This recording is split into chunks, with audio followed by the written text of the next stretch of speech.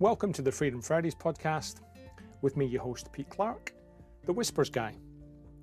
Work seems to expand to the time that we give it. And I've been investing my time, occasionally on a Friday, to explore how we use our time, our energy, our attention, and the impact it has on our identity. I've been exploring over season 1 some of the mindset shifts in the handcuffs of I have to the freedom of I choose to. And I've shared some conversations, some tips, some tools about how you might want to invest your own time, your own energy, your own attention. How you might want to, if you choose to, make some changes to your identity. How you might have freedom from I have to and design a life around I choose to. If that's of interest to you, then this is the podcast for you. In season 2, I'm going to be exploring some experts and asking them what freedom means for them, and trying to help people work to live and not live to work. Trying to help people add life to their years and not just years to their life. So let's dive on in, and here's season 2.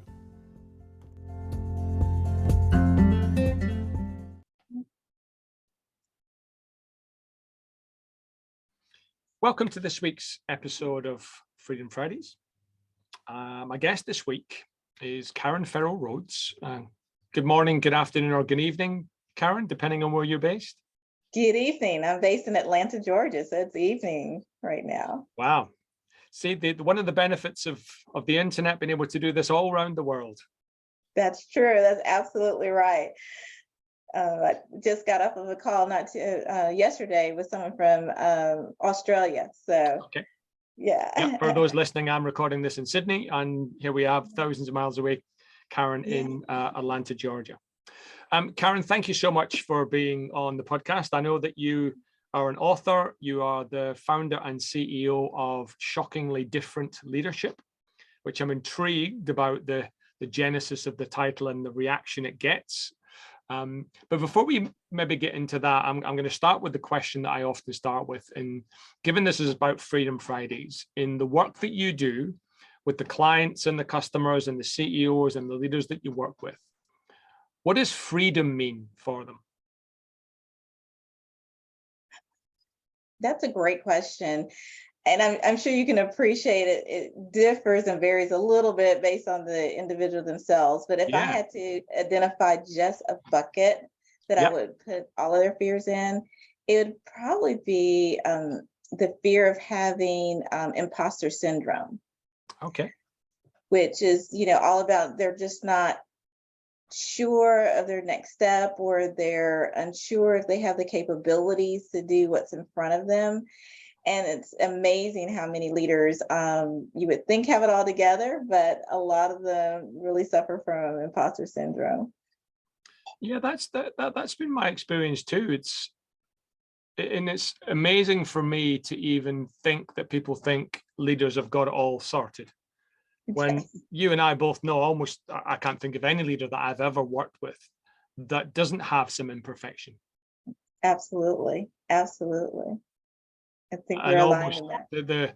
The presence of imperfection doesn't get in the way. It does get in the way, what I've seen, and you might have to correct me if you've seen something different, Pete, but it doesn't get in the way publicly. But behind the scenes, it does get in the way of how they plan their next move or the next action that they do that affects, whatever they're working on. Right. And can you maybe, without revealing any confidence, can you expand a little bit on how specifically it gets in the way? Do they falter? Do they go slow? Do they make the wrong choices? How does it get in the way? Yeah. Well, if they're not very astute and really test out their assumptions or getting more data to make a better calculated risk decision, then it does transpire into their actual, performance on what they're doing. But if they're astute enough to try to get as much information and data to make a good decision, Usually those are the ones that, end up surviving, if you will. Right. Okay. And I know that you've done some research Yes. into this, which I'm going to touch on in a second. Yeah. Broadly, did you notice any pattern differences between age, tenure, gender, location, sector? Were there any obvious pattern differences? Yes to all of the above. Right. Because it's the whole dynamic in the workplace or the work world that caused the variation. So yes, you saw a lot of different things, and you could lump it together, a lot of times based on one of those demographic items that you mentioned. For instance, in financial services, I see a lot of leaders struggle with how, formal and the rules of the road kind of in Wall Street and what have you, compared to what a lot of other companies leaders are experiencing now with a more relaxed and agile and flexible working environment. So yeah, it's a little bit of everywhere. Yeah, sure. Okay. I am going to come back because I'm intrigued. Shockingly different leadership. Yeah. All right. How did you come about the name? And is it just a marketing tool, or and how specifically are you shockingly different? I'm intrigued. Probably depends upon the day, right? That we do strive to what we call provide shockingly different results, meaning over and above your expectations for whatever people initiative that you're tackling. So, but it is a combination of where our passion and roots started, as well as, to be honest with you, it does help with marketing. A lot of people want to know or meet or talk to us to see what in the heck is going on. Yeah, it's a good hook.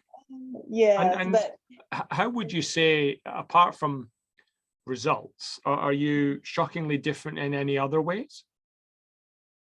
Well, we really try to meet our clients where they are, which is a lot different than some of your more established or larger consulting firms, your McKinseys and things of the world. We don't have a cookie cutter approach. We get in there, no matter how messy it is, and then work with them to help us decide where we want to target and how we're going to do it. Yeah. So we hope via going above and beyond and striving to differentiate ourselves at every level of service, hopefully they will get those shockingly different results. And are you shockingly different, Karen? Some days I am, actually. The evening time on the East Coast, not as much so. Right.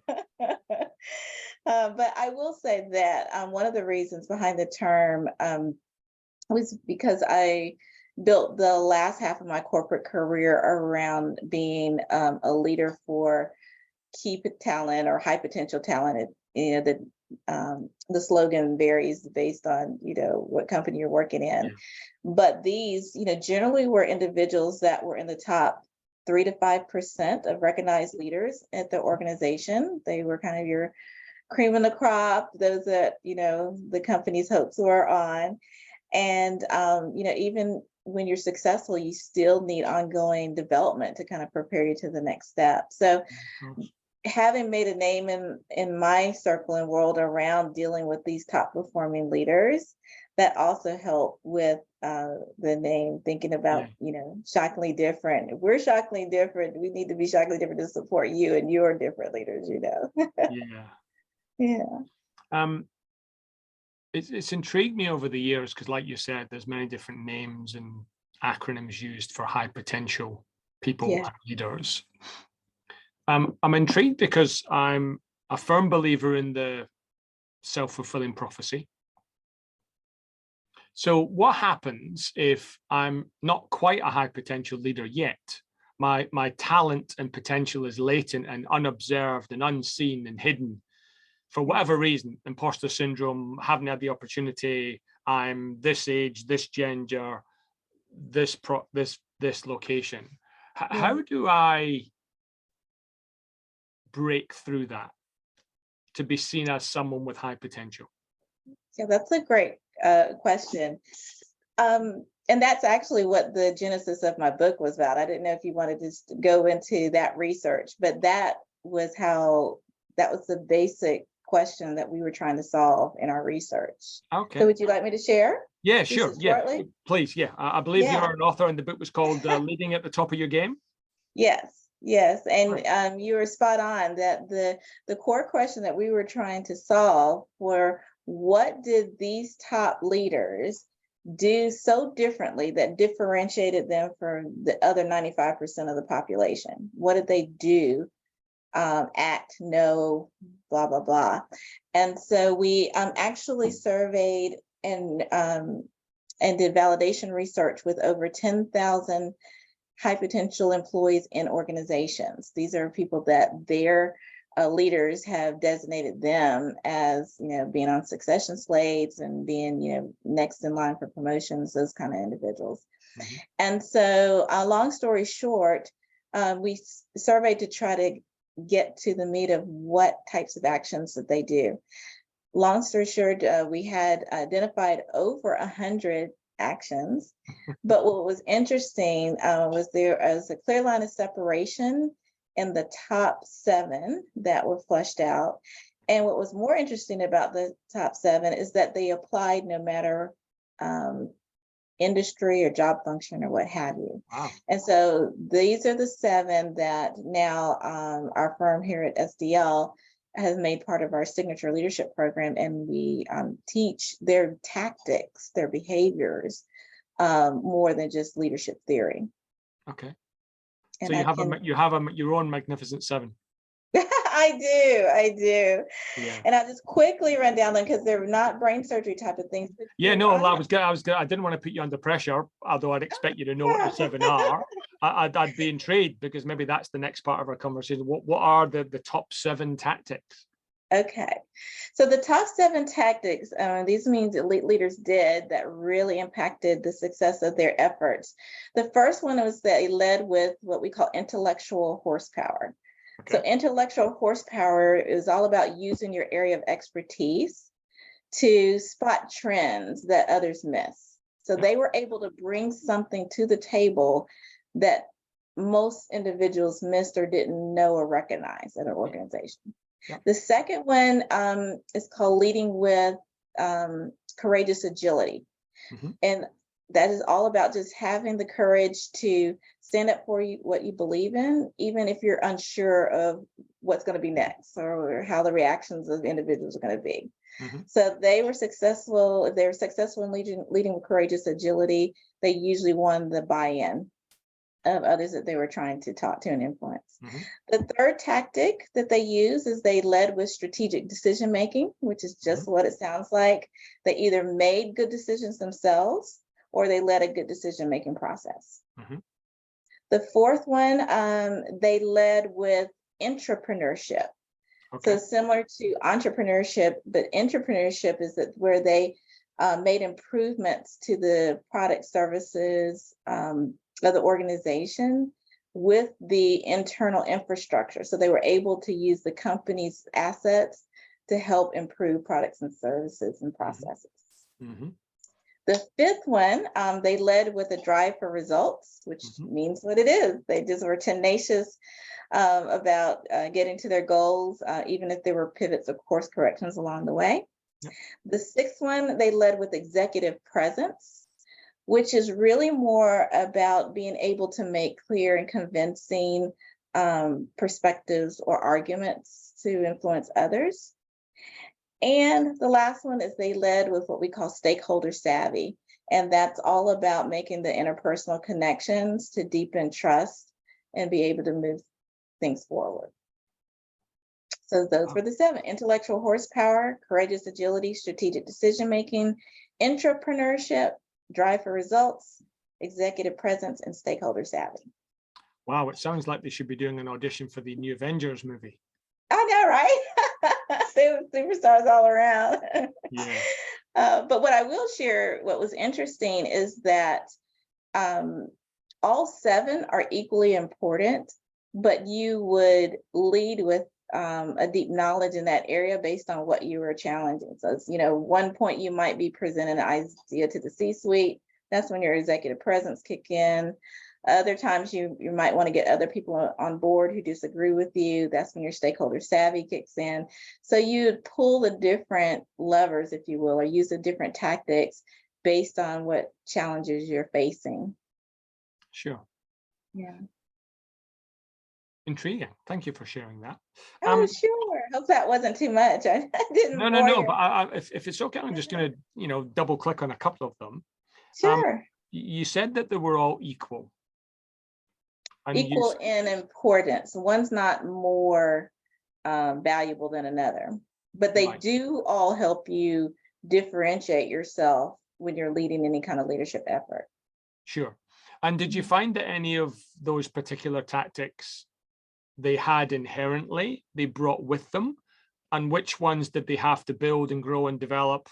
Because I'm going to guess that they just didn't show up with all of this at the same time.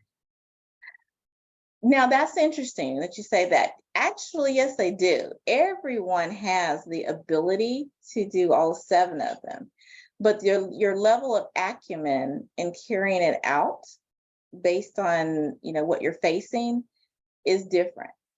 And so one of the things that we offer even in our leadership training program, based on the research, we actually created a diagnostic where people can take the assessment and see their level of acumen in each of the 7. So, but everyone has the innate ability and capability to do all of them. Because remember, these are just tactics or actions or behaviors that are done. Sure.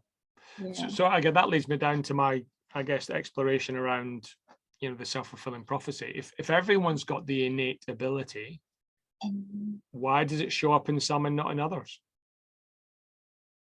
That's a great question. Once again, I think the answers are quite varied. From some, they struggle with knowing how to do them and show up. And there is a concept called the exit principle, which is, without boring your audience, it really means that once you get to a point that you don't have enough expertise to move you forward or struggle, if you're struggling with it, then you're going to leave and look for greener pastures, right? So what I was, I lost my train of thought. I'm sorry. Tell me your question one more time. I was interested in, you said that everyone has the innate ability or capability to demonstrate these 7 behaviors, whatever you might call them. If that's the case, given the self-fulfilling prophecy, what prevents some people from not showing them or not demonstrating them? Yes, and I was just saying that either not knowing how to do it or struggling and just giving up.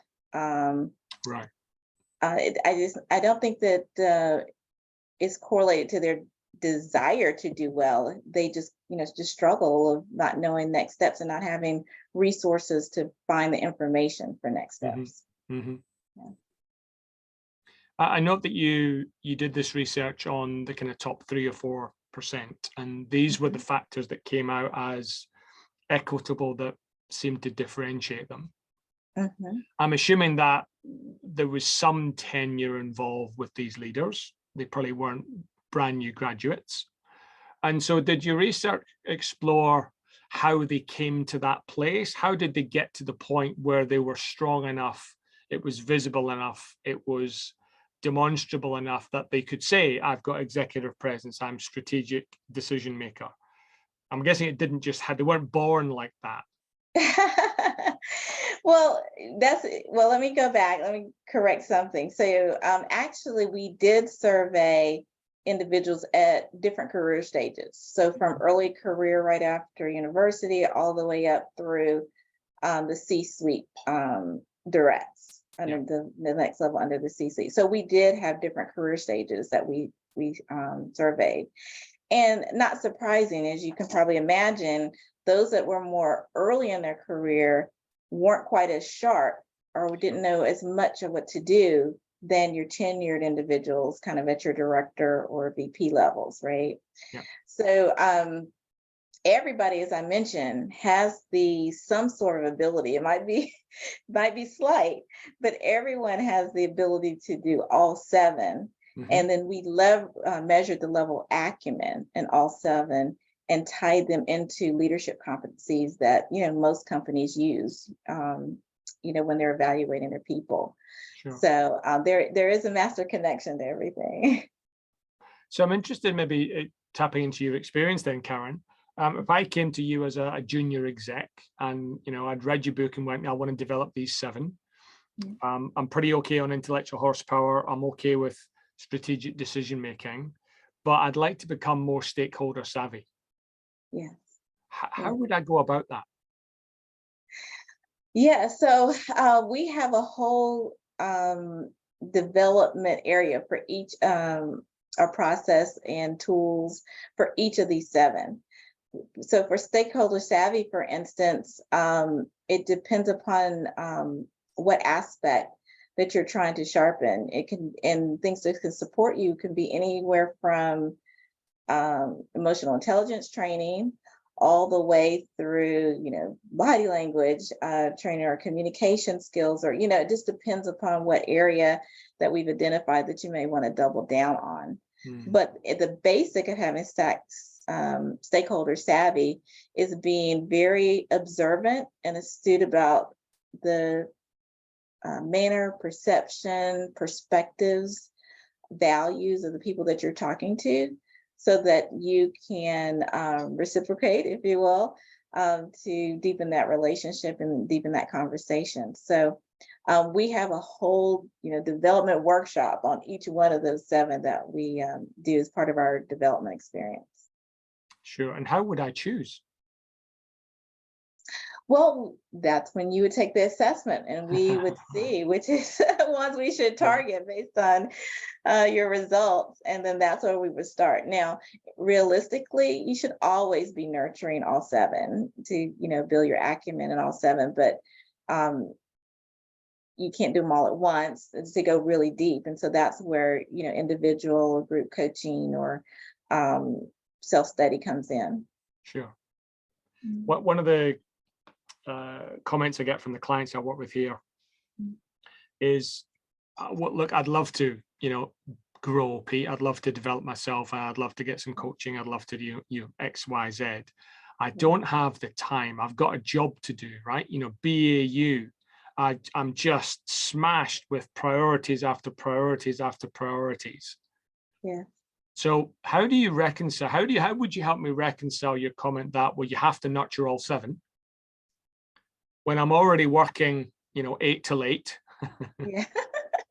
No, absolutely. And I'm in a global firm, which means I'm taking calls at midnight because I'm in the US and they're in, Australia, and I've got a European colleague and an Asian colleague.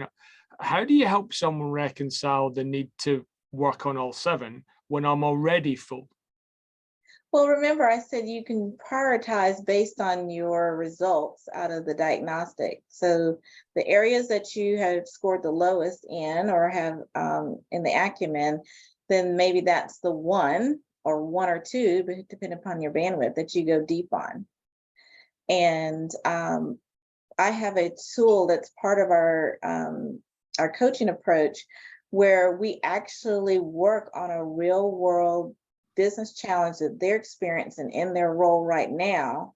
And as we work it through with them, through their coaching sessions, we talk about how they can be more effective in those areas that they wanted to develop. So we work it with them as they're going through a real world challenge. And most people leaders have something on their docket that they're really working through that they could use a coaching on. And so, that's how we bring it to life for them. Sure. And no doubt, I'm going to be a little bit skeptical and play back what I think some clients would say, certainly the clients I work with. That's all good and well, Karen. That's lovely. I don't have the time. And you know what? Sometimes if you're don't have that bandwidth and the time to dedicate towards development and investing in yourself at that point in time, I think it's totally fine, because you have to have self-care. There's some times when individuals aren't able to because life comes along. But when and if you're able to find the bandwidth and you're willing to tackle maybe at least one, then I'll be here for you. And so it's okay. Is there an X factor?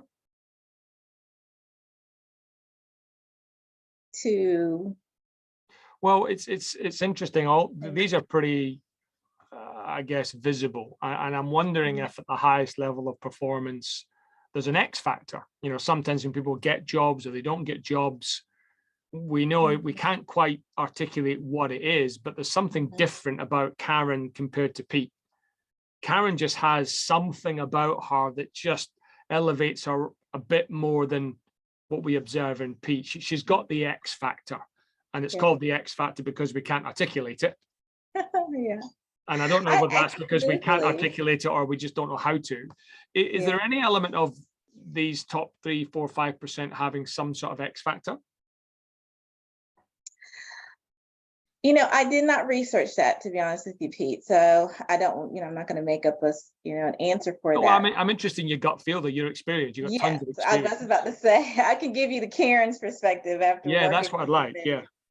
I do think there's an X factor, and I think it's very tough, as you have already defined, to articulate it. There's just some individuals that are able to put together all the savvy and acumen that they need at any point in time and on a consistent basis to really bring things to life. And that is the type of individual that folks are saying, gosh, Pete is, the bomb. He's so wonderful. Yeah. But they wouldn't feel comfortable probably sitting down and writing a list of adjectives about you. They just know. It's the same way, Pete, that when you go to any kind of conference or and you have a speaker up there, you probably know in 5 minutes or less whether they're going to be a great speaker or not, or they're going to appeal to your style of speaking. It doesn't take you 45 minutes to realize whether you like them or not. And I think that's similar with true leaders. They just ooze that X factor. Yeah. You said that you researched the top 3 or 4%, and these were what the companies designated were their top 3. Yeah, the companies designated. Yeah. Were there any outliers? As far as that didn't meet the 7? Yeah, that didn't meet the 7, or that weren't high potential that did. I'm just interested in any of the outliers. If there were any outliers. There are people that I would call on the bubble. There are folks that exhibited a lot of the behaviors and scored high on acumen, but for some reason it didn't come together, or they still weren't prioritized or ranked higher than others. There were some definite outliers. There are also, to be honest with you, these are approaches or tactics. These are what we were trying to share with others. But to your point, there are individuals that are identified as really high potential in the organization, but don't have the passion or don't want to do what's expected for whatever reason. And they're not identified in that top 3 to 5 that we would have done for this research. So anywho, yeah. And were there any of the top people that you researched, did they have imposter syndrome but were able to navigate it and address it and dilute it, or did they just not have imposter syndrome? It's a lot of both, probably 60-40, meaning 60 had some level of imposter syndrome. Most of them, to be honest with you, it wasn't paralyzing, and it couldn't be for them to reach the level of recognition that they've experienced. But everyone had some sort of uncertainty about themselves. And have you noticed in those that had it, have you noticed any pattern? Is it an age thing? Is it a gender thing? Is it a location thing? Is it a sector thing? It was equal across the board. Everybody had something that was the gremlin that's talking in their other ear. Yeah. And were you able to understand some of the sources of that? Uh, you know, and I know you're hating me saying this all the time. It just depends upon the person. Yeah. Sometimes there were, family pressures and things and values that they brought up with that they were trying to prove something different. Others, it might have been a workplace leader that they were trying to impress, or they got a bad performance review or feedback, and that's gotten into their heads. It just differs based on the individual. Mm. Yeah. That's always the answer when you talk about humans, isn't it? It depends. Yeah. What have you seen? I'm curious. What have you seen in that realm? Well, what I've seen is, sadly, it's more prominent in women. Hmm.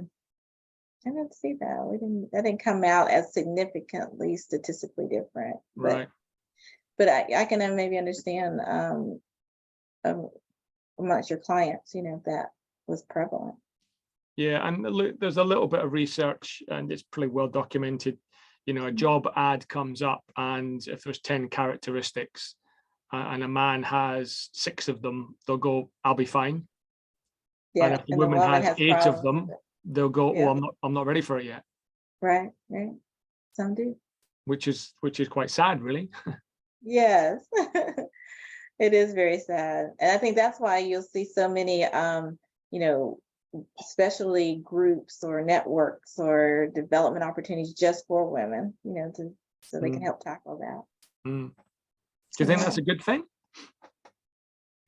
I do. I think it's a good thing, but I think it's great in combination with more broader type of development experiences, because we live in a world together, Yeah. and so it's not going to be isolated. You might be able to have gain some confidence or get some tools to use when you're having tough conversations, and you can talk about it freely in the comfort of your demographic that you're in. But I do think supplementing that with the world, because that's how we're having to operate, that will balance you out quite a bit. Mm. And Mhm. was most of your work and research done in the US, Karen?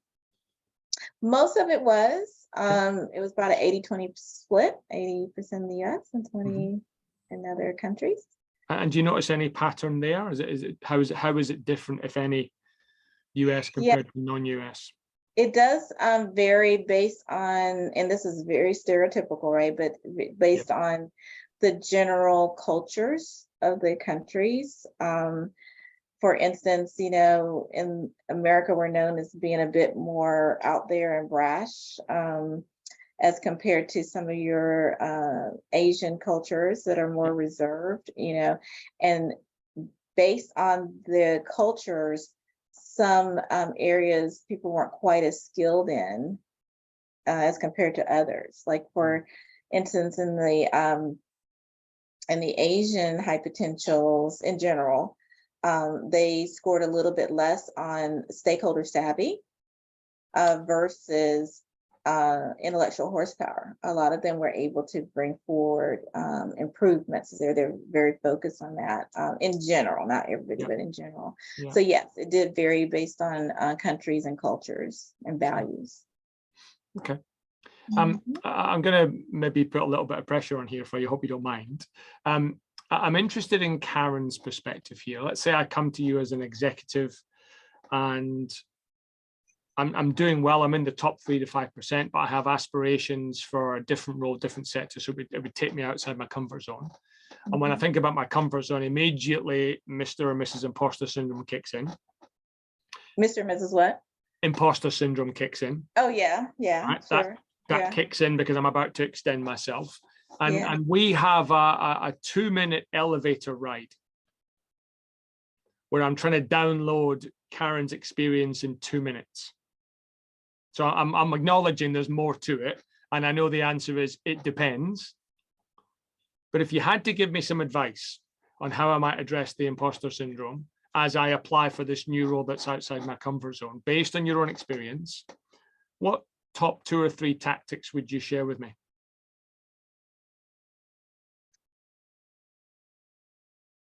Um,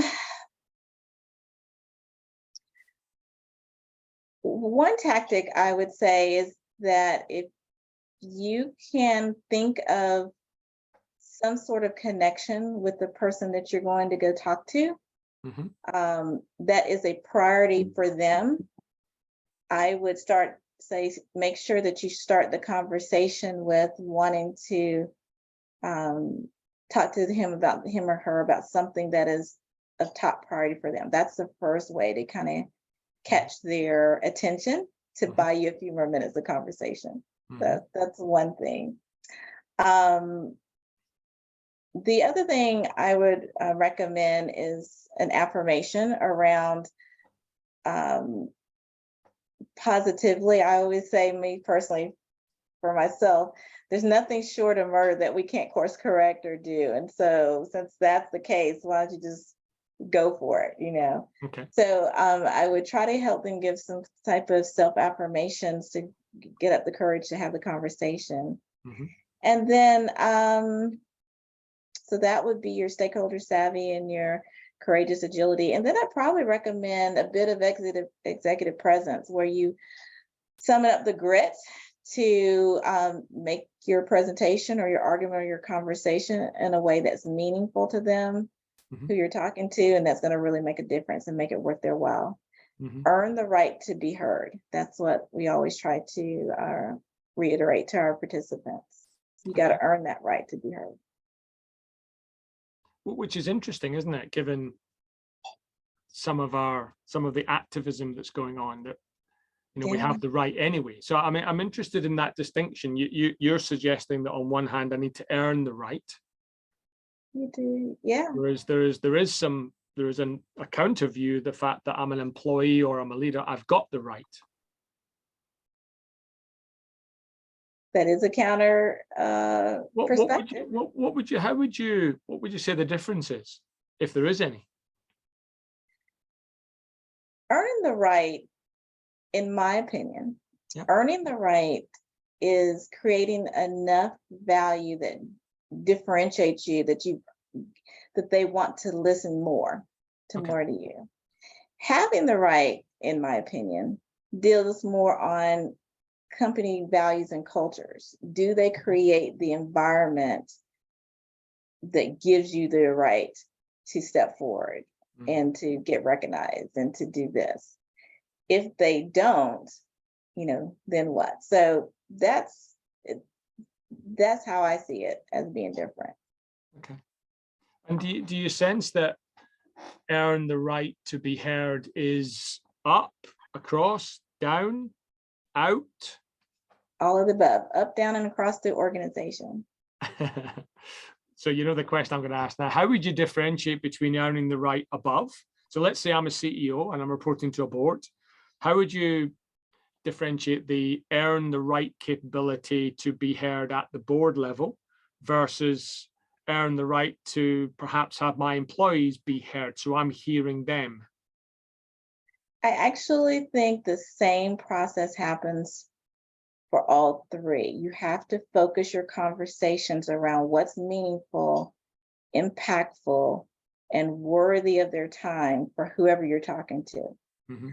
I personally don't think that you have the right to go and present to a board level if it's not a topic or something that you're capable or asked to do. That's not someone's just right to be there.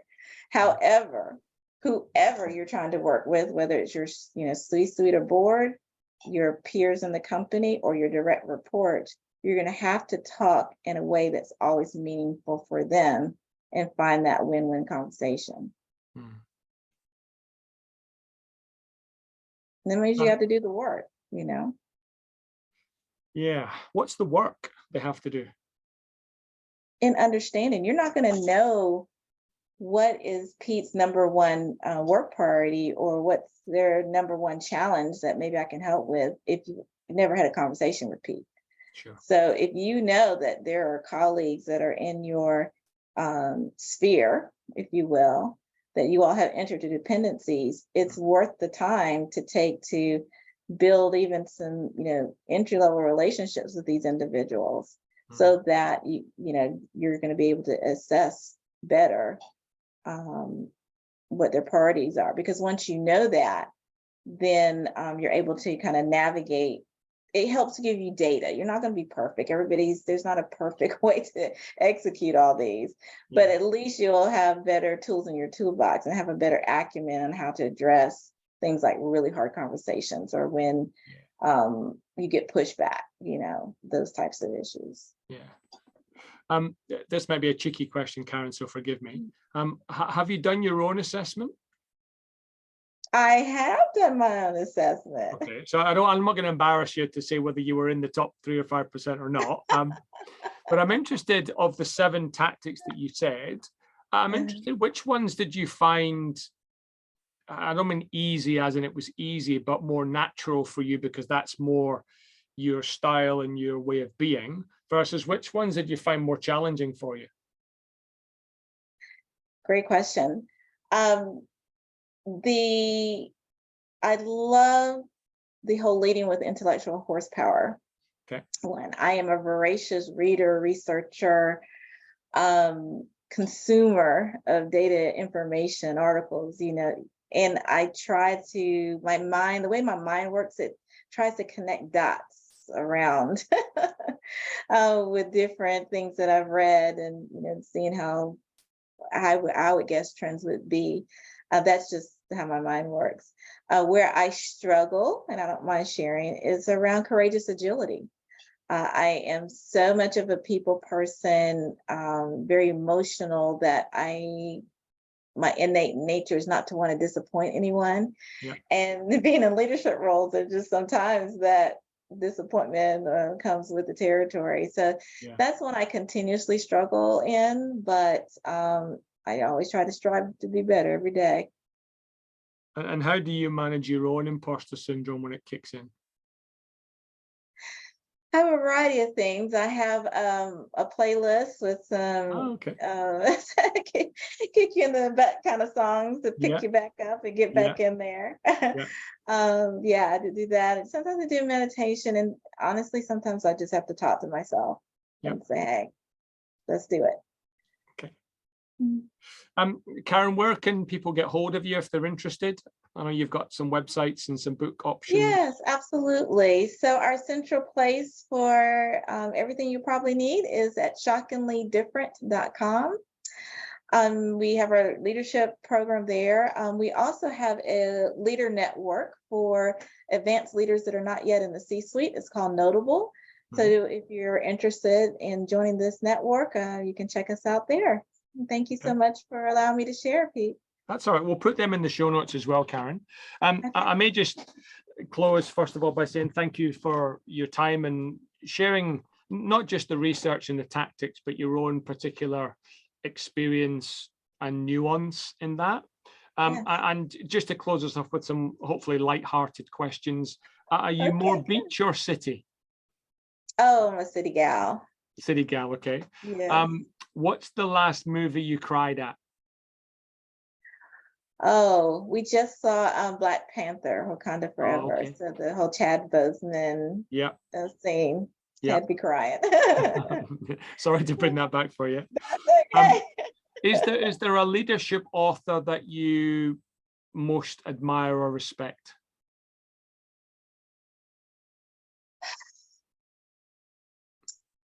You know what, Pete? I get a nugget out of almost every book that I do read. I always love the Leadership Challenge by Kuznets and Posner. So in the leadership realm, that's one I would definitely recommend. Okay. And what book are you reading now? Actually, I'm not reading a book. I have a collection of podcasts and articles and authors that I listen to, and I use that as my information consumption right now. Okay. Karen, it's been a pleasure, and it's been lovely to connect all the way around the world. Appreciate your insights. Thank you for sharing those insights, but more importantly, thank you for sharing yourself. Oh, thank you. And thank you for having me. You're welcome.